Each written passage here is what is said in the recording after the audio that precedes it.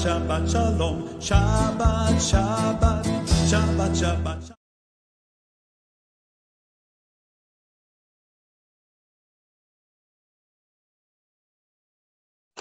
Shabbat Shalom, amigos do canal Israel no Caminho. O canal que quer ver todo Israel no caminho, na verdade e na vida. Seguindo o caminho, conhecendo a verdade e recebendo vida, e vida em abundância. Eu sou Miguel Malak e estou aqui em Israel, em Beersheba, e aqui meu nome é Michael Malahi.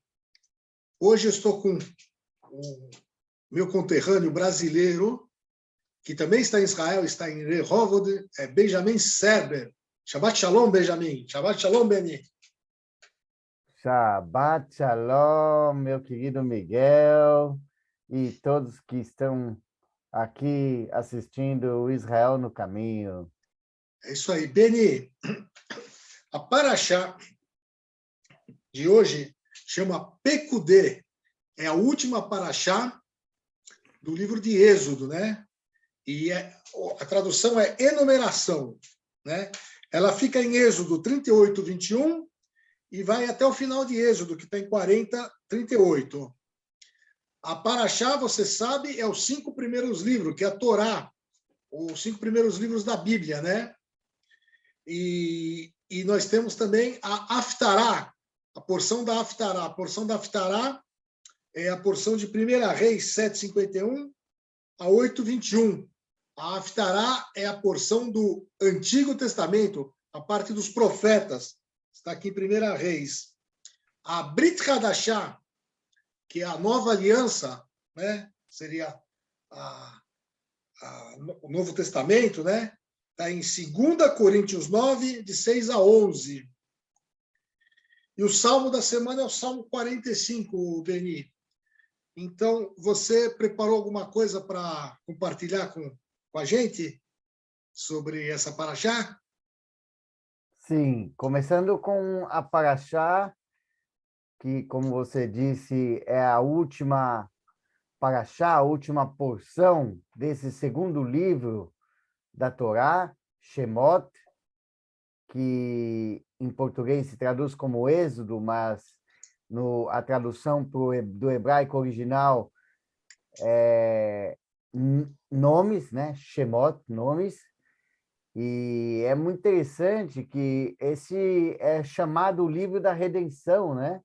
O povo de Israel fala desde o começo do livro, o povo de Israel escravizado no Egito, mas depois vem a redenção, o livramento do povo do Egito, e aí a gente já vem essa Parashá, que é a última porção desse livro de Shemot, e nós vemos já o povo redimido, o povo sendo guiado pelo Senhor no deserto.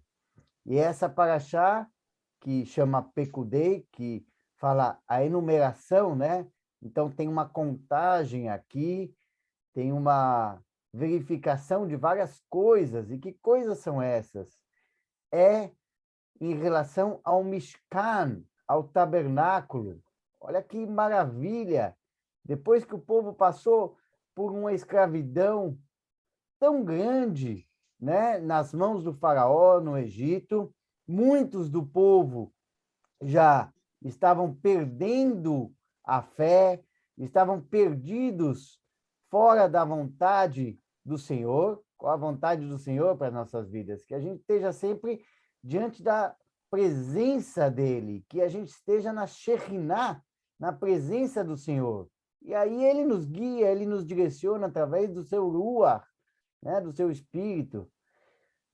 E você vê Moisés, nesse momento, com o povo, enumerando, e você vê os detalhes do nosso Senhor, tão maravilhoso, esse Deus de detalhes, que cada detalhe não é por acaso. Quando a gente vê os detalhes, não é para colocar palavras na Torá, na Bíblia. Então, quando tem cada detalhe que para a gente parece, uau, mas para quê, né?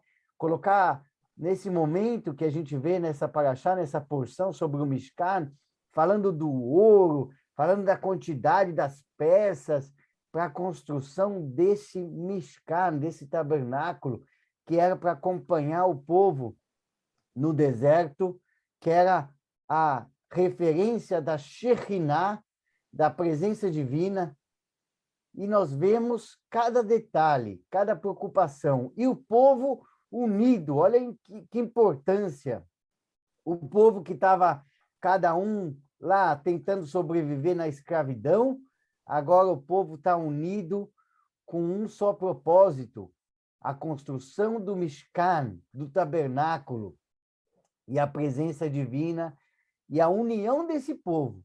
É importante a união, e isso a gente aprende e tem que levar para as nossas vidas, que o Senhor nos une.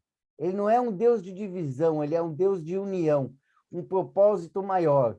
Independente de cada um que tem uma cultura, um pensamento diferente, mas nós temos que estar unidos com o propósito de servir o Senhor juntos.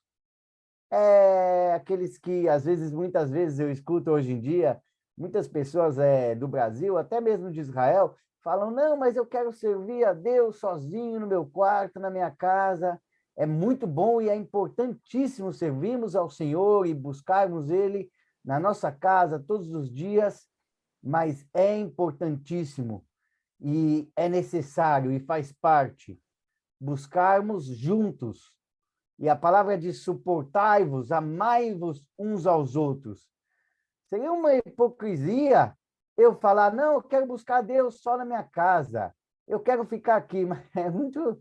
Que Deus é esse? Deus, ele é um Deus de união, ele quer que nós amamos uns aos outros, nos suportemos com as nossas diferenças, e é isso que nós vemos o povo de Israel no deserto, na construção do Mishkan, cada um participando, cada um fazendo as suas doações, não só materialmente, mas a sua vida, entregando a sua vida para a construção do Mishkan, do tabernáculo, da presença divina, da Shekhinah, que era para acompanhar o povo no deserto. E nós vemos também qual é a essência de tudo isso que nós falamos, eu falei no começo, redenção, né? Da saída da escravidão para a liberdade. Depois, né, teve o Pessach, que a gente vê nesse livro, Shemot, tão importante, o livro da redenção, e o propósito para a liberdade. A Torá, que muitas vezes as pessoas acham que é um peso, né? Torá significa estudo, é o Eterno entregando os estatutos. Então, quando nós temos guardados os estatutos, a Torá, o que a gente aprende, que é a nossa ligação, como servir ao Eterno, como seguir os mandamentos dele, a vontade dele, isso não é um peso. Quando nós temos o Ruach, através do Ruach, nós estamos libertos para seguir a Torá, e não presos nos mandamentos, mas libertos, porque antes o povo de Israel estava no Egito, preso à servidão de um povo que seguia outros deuses, não o Deus de Israel, e muitos se perderam. E depois veio a liberdade, e a Torá, ela é o propósito para a liberdade, e não uma prisão. Quando a gente entende que os estatutos são para nos guiar e não para nos massacrar, é a liberdade que temos no Senhor, no Ruach, para seguir as coisas do nosso Pai, que Ele quer que a gente esteja com Ele. Então, muitas pessoas falam, não tenho tempo para servir a Deus, eu não tenho tempo para fazer as coisas, porque meus dias estão corridos, eu não tenho tempo para isso, eu não tenho tempo para estar junto com os irmãos, buscando ao Senhor, eu tenho que trabalhar, todo mundo tem seus afazeres, seu dia a dia, mas olha a importância que nós vemos nessa paraxá, o povo unido para a construção do tabernáculo.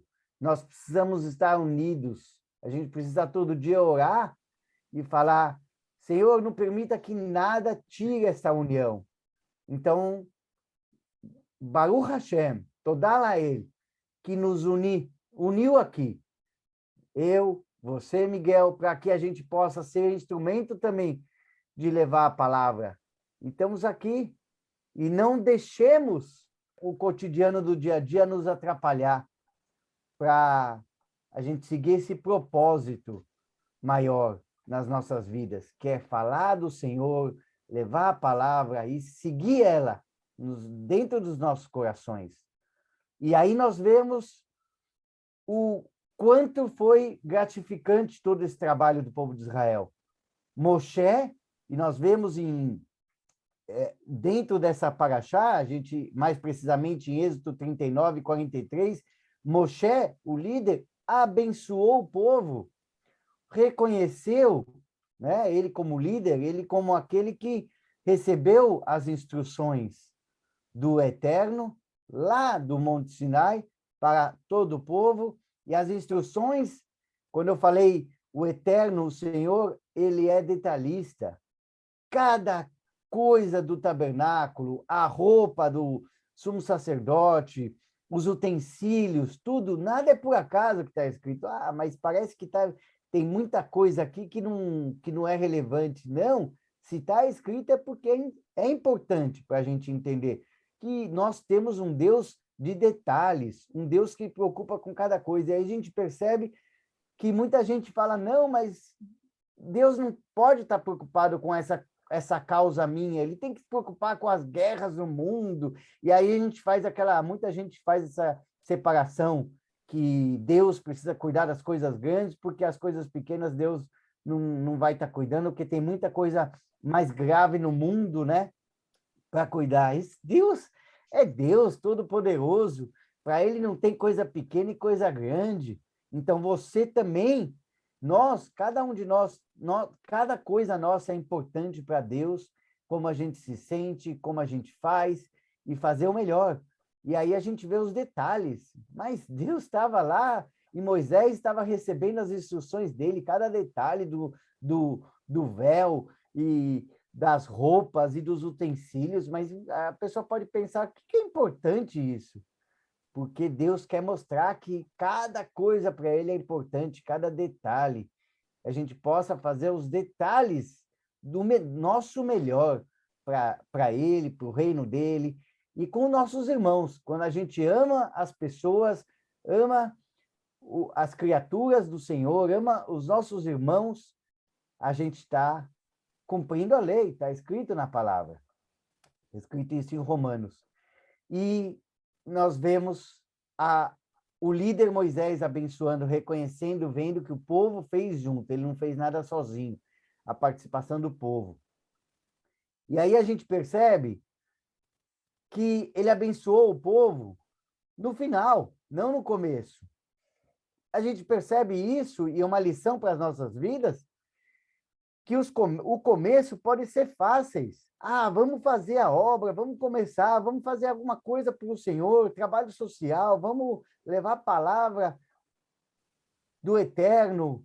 O começo está todo mundo entusiasmado, tal, mas a gente tem que chegar até o final.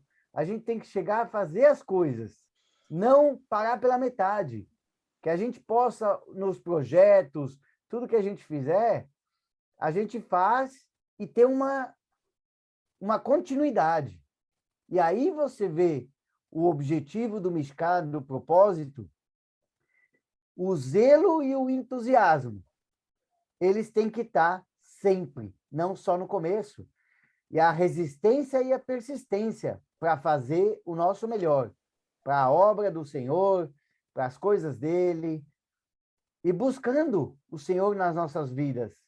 Ah, mas será que quando eu aceitei Yeshua há 20 anos atrás, e hoje eu estou com o mesmo zelo? Eu tenho que me perguntar todos os dias isso. Será que eu busco Yeshua com o mesmo amor e busco as coisas dele? Hoje eu faço isso igual desde que eu fazia 20 anos atrás, quando a gente fala com o primeiro amor, cada um tem que se perguntar isso. Como está a minha vida desde que eu comecei a seguir Yeshua, a reconhecer o Mashiach e até hoje? Está igual? Está maior? Não pode estar menos. Está sempre mais. Essa é a Beni, nossa persistência no reino. Beni, muito interessante tudo isso que você tem falado até agora aí, né?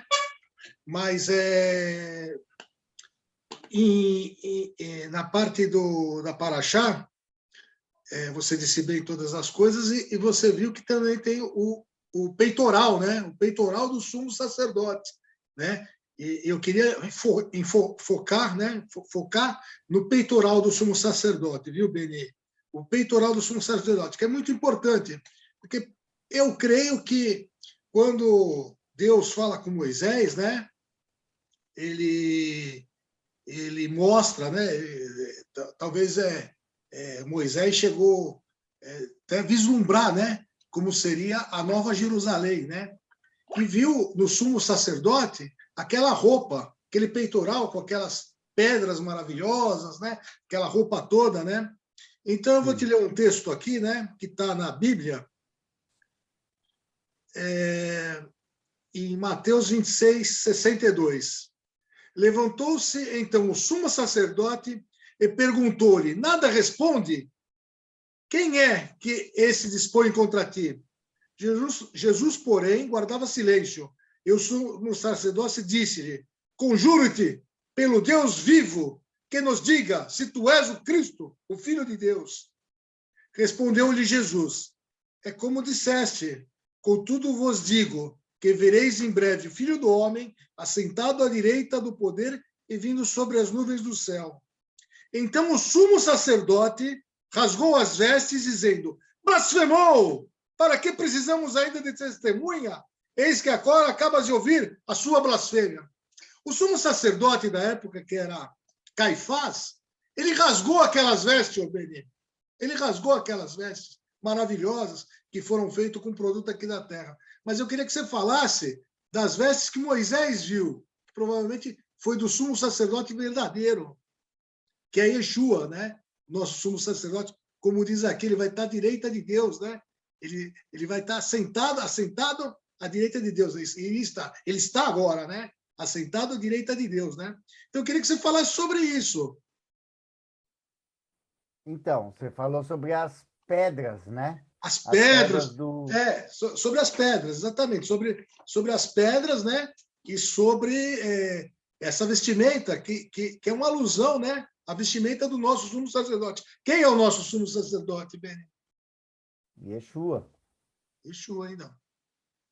Né? Então, Que, é que, bem que, que, você acha, interessante. que você acha do sumo sacerdote rasgar essas vestes e dizer que Jesus é um pecador, é um blasfemador? O que você acha disso?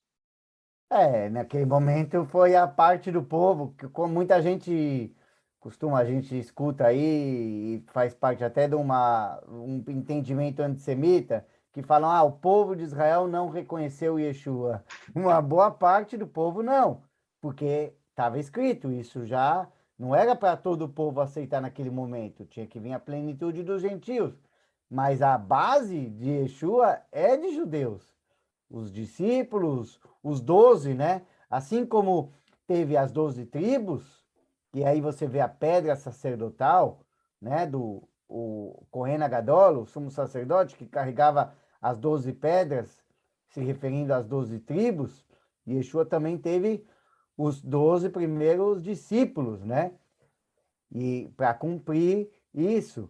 Então, nem todo mundo reconheceu Yeshua, os líderes, os sacerdotes, eles estavam numa estrutura religiosa. Yeshua, ele não veio combater a Torá, ele veio combater as regras humanas, né? E esse sumo sacerdote, ele estava nessa cúpula.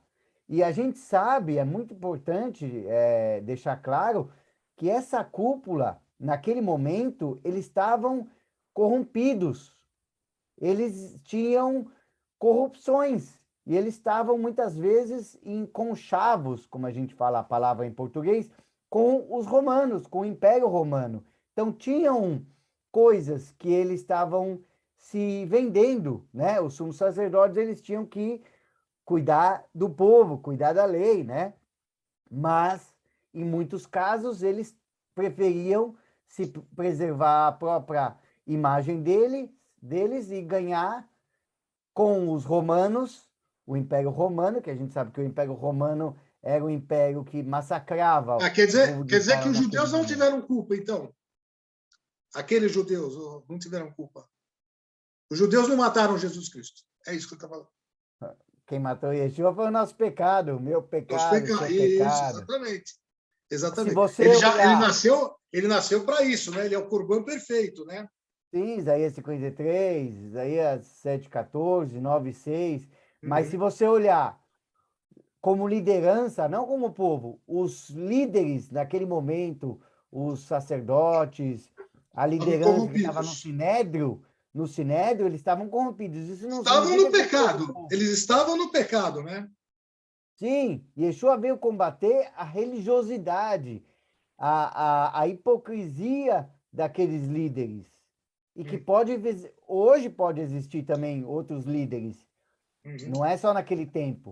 O E que a gente tem que entender que Yeshua quer combater hoje, ontem, há 2.000 anos atrás, a hipocrisia, não só de líderes, de qualquer pessoa, religiosidade. E Yeshua veio mostrar uma vida espiritual para nós. exatamente, exatamente. Isso que é importante.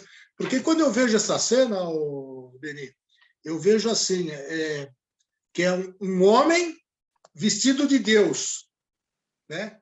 Que Deus fala como seria veste de sumo sacerdote, que seria um ser divino, né? Deus, Uma né? representação, Uma né? representação de Deus, né? Uma divindade. Então é um homem vestido de Deus condenando um Deus vestido de homem, É né? muito Porque louco, mas você Yeshua colocou para veio colocar. totalmente desnudo da sua divindade. Ele nasceu como homem, né? Ele nasceu como homem para que se cumprisse tudo que foi falado para tirar o pecado, né? Eis o É, o Cordeiro de Deus segundo Adão. que tira o pecado do mundo, né? Ou seja, para ele ser a expiação, ele foi a expiação pelos nossos pecados, né? Tanto o pecado Sim, de Adão, como o seu pecado, quanto o meu pecado, quanto o pecado de todo mundo, né? Eu se acho colocou. É isso que o povo de Israel não entende muitas vezes. Como que não entende Deus nada, não pode entende ser homem? o povo de Israel não entende nada disso, não entende, Mas eles não entendem, eles como só ficam um falando homem. das coisas materiais, né? E eles não se atentam para esse lado espiritual. É, porque como Deus pode ser, como eles não entendem como Deus pode ser homem, se colocar como um homem e fazer o que Yeshua fez. Só que nenhum homem pode ser o Mashiach, nenhum ser humano comum que nasceu de um homem e de uma mulher normal Nasceu em pode pecado, redimir o povo, porque não o conseguem. Mashiach precisa ser o próprio Deus, Emanuel, Deus conosco, para se colocar como Corban. E isso é muito louco, mas é muito espiritual. E tem que ter muita fé para entender isso e reconhecer isso. É. Mas, infelizmente, a maioria não reconheceu ainda. E eu quero te fazer uma pergunta também, que eu estava vendo aqui, é sobre o Salmo 45, né? O Salmo, o Salmo 45 é o casamento profético do ungido, né? Então, fala muito sobre o futuro. Vamos ler o Salmo 45, Beni? Vamos ler, o que você acha? Vamos ler o Vamos. Salmo 45. Vamos ler o casamento. O meu coração transborda de boas palavras, dirijo os meus versos ao rei. A minha língua é qual pena de um hábil escriba. Tu és o mais famoso dos filhos dos homens. A graça se derramou nos teus lábios. Por isso Deus te abençoou para sempre. Cinge a tua espada, a coxa, ó valente, na tua glória e majestade. Em tua majestade cavalga vitoriosamente pela causa da verdade, da mansidão e da justiça, e a tua destra te ensina coisas terríveis. As tuas flechas são agudas no coração dos inimigos do rei. Os povos caem debaixo de ti. O seu trono, ó Deus, subsiste pelos séculos dos séculos. Cetro de equidade e o cetro do teu reino. Amaste a justiça e odiaste a iniquidade. Por isso, Deus, ó teu Deus te ungiu.